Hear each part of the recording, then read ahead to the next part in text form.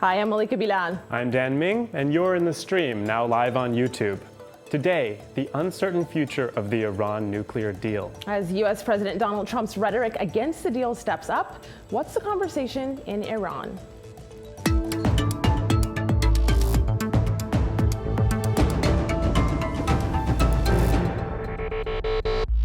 The Iran deal was one of the worst and most one-sided transactions the United States has ever entered into.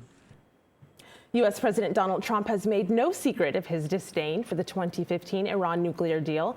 Last week, in his first speech to the United Nations General Assembly, he called it an embarrassment to the United States. Well, afterwards, he told journalists he had come up with a plan to deal with it, but failed to give further details. Trump's pronouncements have worried other signatories to the deal. Both France and Russia have said that the U.S. would be making a big mistake if it was to pull out. Iran's President Hassan Rouhani fired back against Trump's speech to the Assembly, warning of rogue nations to the world, rogue newcomers to the world of politics, and insisting Iran would not be the first country to break the deal. So let's cut through some of the rhetoric and discuss what's really at stake. Here to talk about that, Valerie Lindsay. She is the executive director of the Wisconsin Project on Nuclear Arms Control, an organization dedicated to stopping the proliferation of nuclear weapons. In Iran, Sadegh Zibakalam, he's a professor of political science at the University of Tehran. Hamid Reza Gholamzadeh, he's the editor-in-chief of the Mehr news agency. And Sitara Sadeghi, she's a PhD candidate at the University of Tehran. Welcome everyone to the stream. Now, it's been about a week since the UN General Assembly, where the United States and Iran talked about each other, but in very different tones. Have a look. As President of the United States, I will always put America first. در دنیای امروز صلح، امنیت و ثبات و پیشرفت کشورها در هم تنیده شده‌اند. The Iran deal was one of the worst and most one-sided transactions the United States has ever entered into. تصور کنید که منطقه خاورمیانه بدون برجام در چه وضعیتی قرار داشت. The Iranian government masks a corrupt dictatorship behind the false guise of a democracy. اعتدال منش و روش ملت بزرگ ایران است. So two very different tones, as we saw there. Professor Ziva Kalam, I want to start with you because you're in Iran. Take a look at this tweet from Holly Dagrish. She says, yesterday Donald Trump sounded like Mahmoud Ahmadinejad. Today, Hassan Rouhani sounded like Barack Obama. So Professor Ziva Kalam, how did all of this play in Iran? Bismillah ar-Rahman ar-Rahim. Actually, that tweet is correct, because many Iranians were reminded of Mr. Trump's speech of days of Ahmadinejad. And obviously, even those Iranians who are critical of the performance of the Islamic regime were somewhat insulted and annoyed by remarks that Donald Trump made against Iran, Islamic Republic of Iran, Iranian, the Islamic regime, etc., etc. Having said all this, I must say that Trump's position vis-a-vis the nuclear deal has created, somewhat interesting situation in Iran. Because on the one hand, it has put hardliners in Iran in a very precarious situation, because they have been Iranian hardliners like Trump. They have been very much against the nuclear deal during the past 2 years. But ever since Trump has been so much against it, you could very well imagine that it puts the hardliners in a very embarrassing situation, because they are sharing platform with Trump. I think that is a really interesting perspective. It's actually something I had never thought of. The best defense that President Rouhani and Zarif can use in defending nuclear deal is, look, the Iran's sworn enemy, the US president, is so much attacking it because hardliners blamed Zarif and President Rouhani for giving in to the West, and some of them even went as far as calling Zarif a traitor for signing the nuclear deal. But now with Trump having a lash at the deal, you know, I'm just going to jump in there to clarify. Of course, Zarif is Iran's foreign minister, Mohammad Javad Zarif. But I wanted to bring this up. This is a headline from Al Monitor. Iranians welcome Rouhani's response to Trump at UN, which is really basically saying what you're saying, Professor. But as you were speaking, I could see Hamid kind of nodding in agreement there and smiling. Hamid, what were you thinking? Yeah, sort of. I should agree with Professor Ziba Kalam. About that, the situation is very complicated right now. Everything is mixed up. You know, Trump is against the deal. Americans used to be a supporter of the deal. Some in Iran, conservatives, were against the deal. And everything is some sort of complicated. I don't see, of course, it an embarrassment to conservatives, as far as I have been in touch with them. But something is very clear. Through all these, let's say, years, and the changes, which has not changed actually, is about the way people are receiving and reacting to the situation about the nuclear deal. All right. So I'd like to actually get Satareh in the conversation as well. We got this video comment, Satareh, from Nima in Tehran about public opinion in the country. Take a listen. What Trump did made really hard for Iranian government to really engage with foreign investors. And if this goes on, if we see no improvements on daily lives of Iranians, which is happening right now, the fear is that the public opinion, which at the moment is really supportive of the deal, could turn and like the Rouhani and the reformers in general could really see damage from this. So Satareh, what do you think about that? Is there the danger that with all this rhetoric coming from the US that the Iranian public and Rouhani could turn against Rouhani and turn against the deal?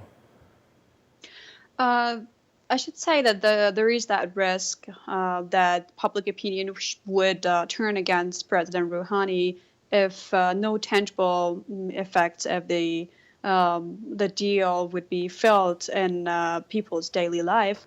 But I don't think that's related to Trump's rhetoric, because I believe Trump's rhetoric was more like just an embarrassment, I think, to American elites. And he just made, he exposed the real face of the U.S. government when engaging in deals with other partners in the world. And it just proves that he as a representative of the United States government is not trustee.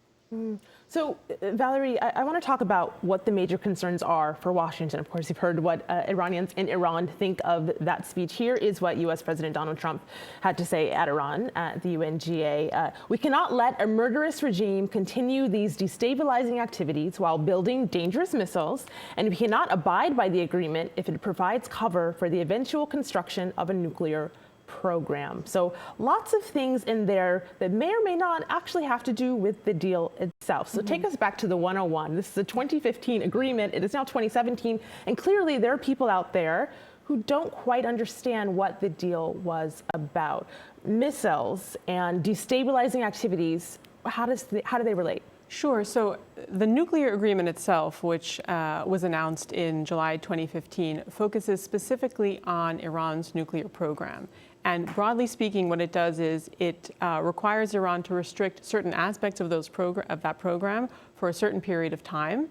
And in exchange for those restrictions, Iran received relief from some sanctions, UN sanctions, and also European Union and US sanctions.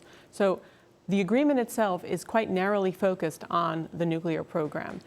where the ballistic missiles and some other issues are associated with it is through this UN Security Council resolution, which sort of implements the agreement and which includes in it restrictions on Iran's ballistic missile program and on arms-related trade, both imports to Iran of conventional arms and also arms exports.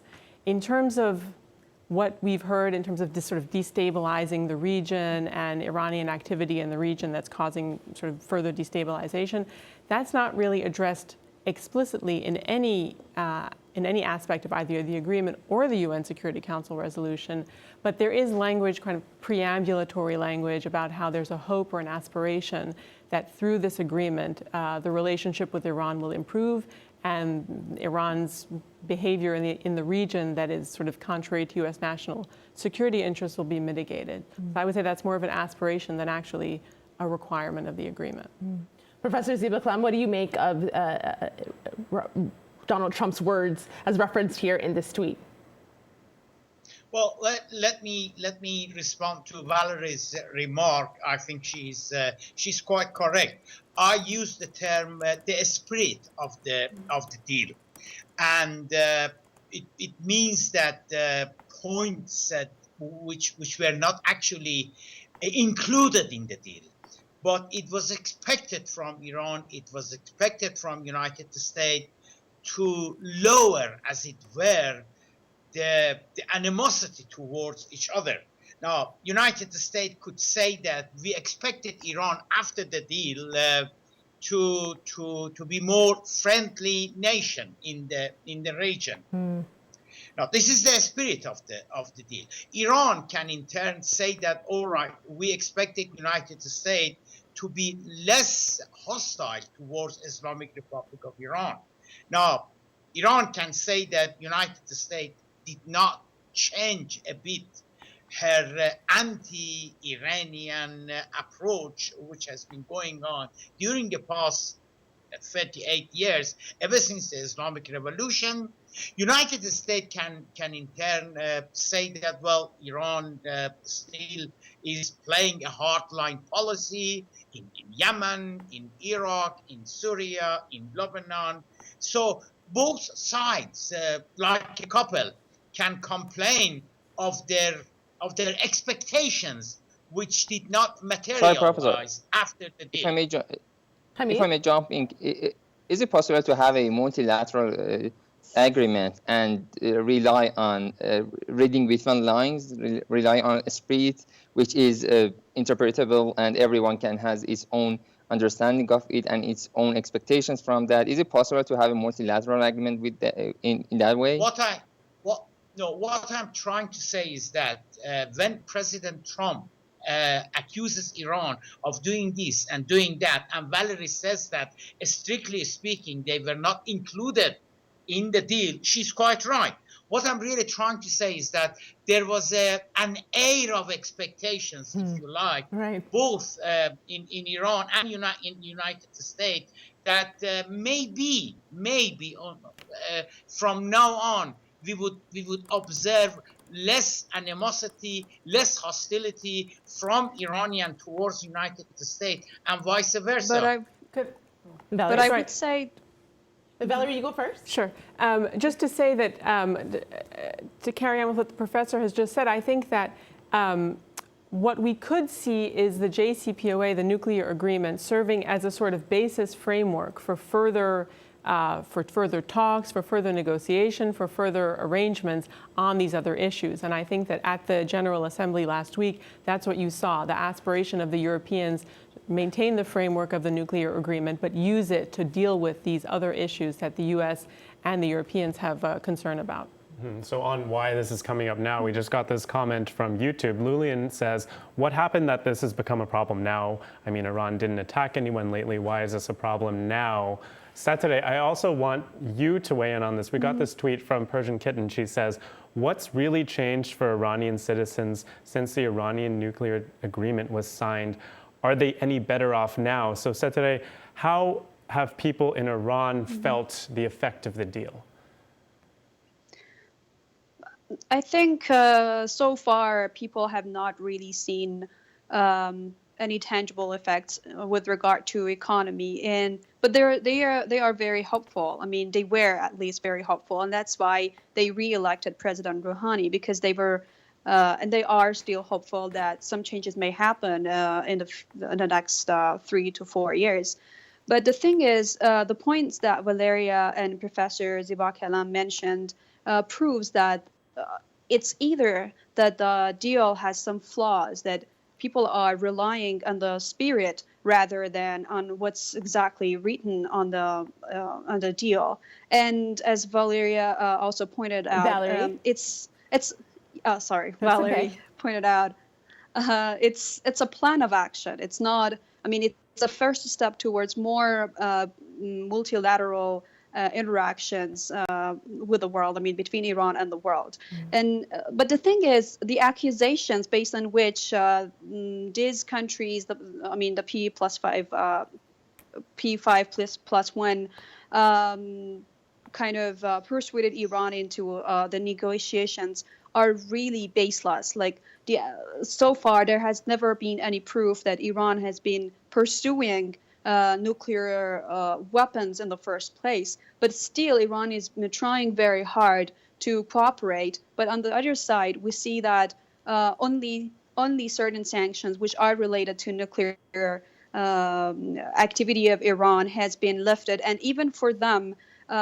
For instance, I have friends and family members who have patients suffering from very difficult diseases, and they need medicines. But even some European hospitals rejected to admit them or to treat them. So Iranian people are the ones who are still suffering.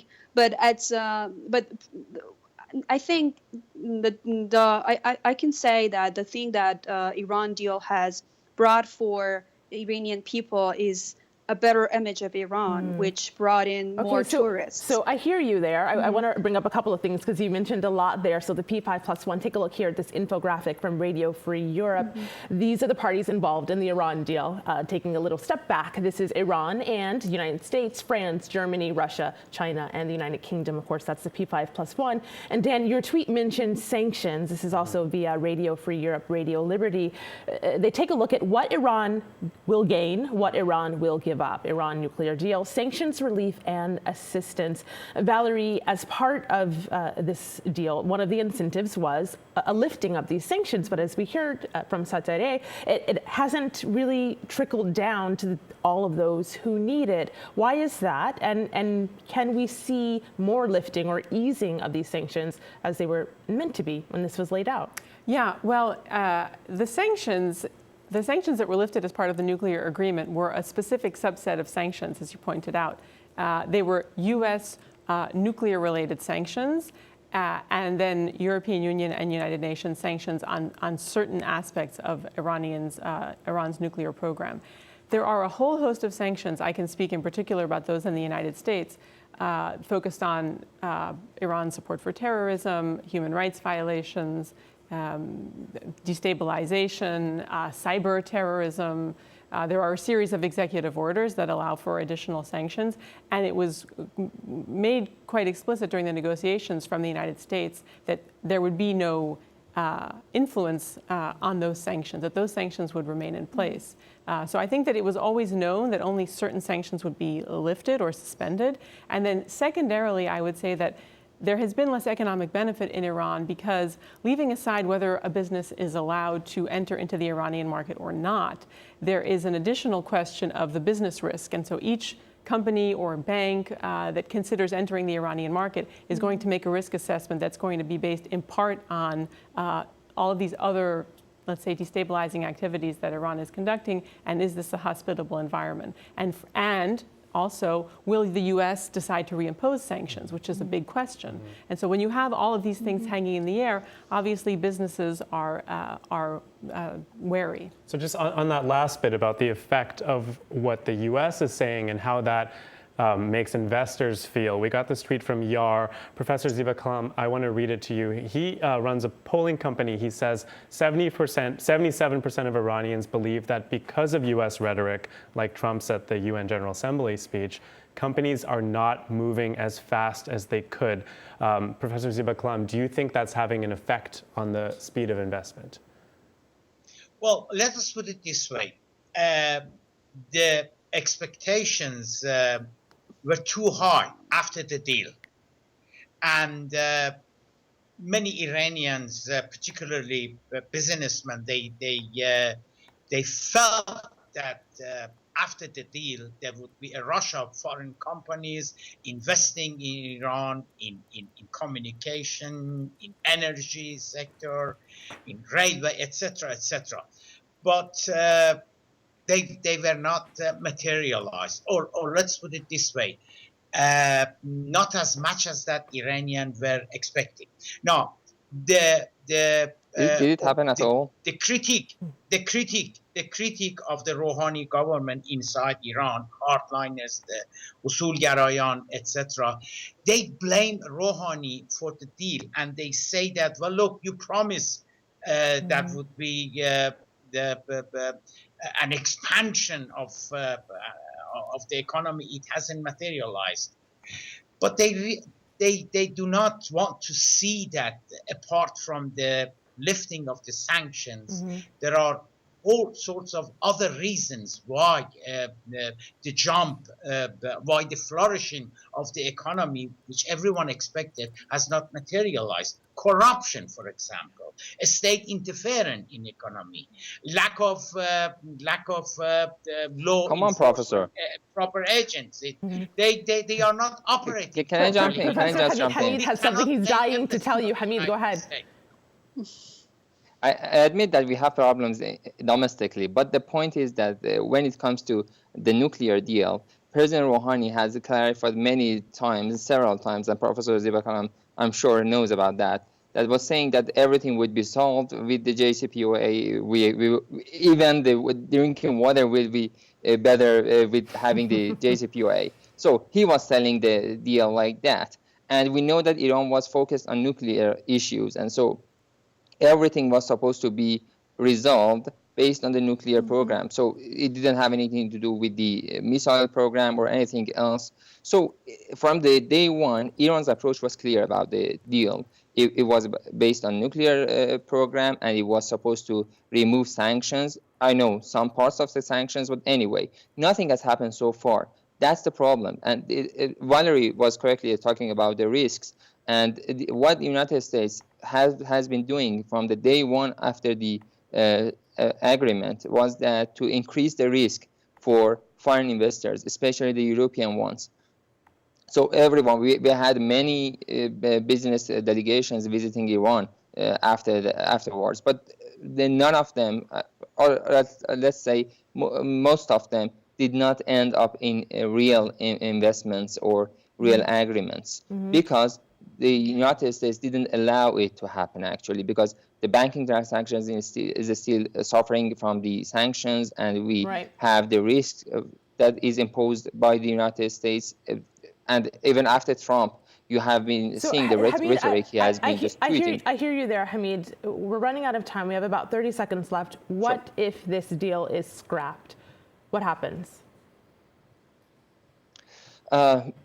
Iran will not be the first to violate it, as President Rouhani clarified about that, and its Supreme Leader has also said that. But if the Americans are going to, let's say, violate it, Iran will also respond to that, I'm sure. Valerie, in about 10 seconds. But I don't think that it's going to be a question of the agreement goes away to tomorrow. I think it's going to be a slow unraveling with a lot of uncertainty, which could lead to miscalculation, which I think would be a negative thing. You heard from our guests there. Unfortunately, we'll have to end the conversation there. Just enough time to get a last word from our community. Give the last word to Faisal, who tweeted us. He says, if the U.S. breaches this international agreement, it'll signal to others not to trust or negotiate. And then he raises the prospect of negotiating with North Korea. A whole other show. So stay tuned for that. Thank you to our guests and, of course, our community. And until next time, we'll see you online.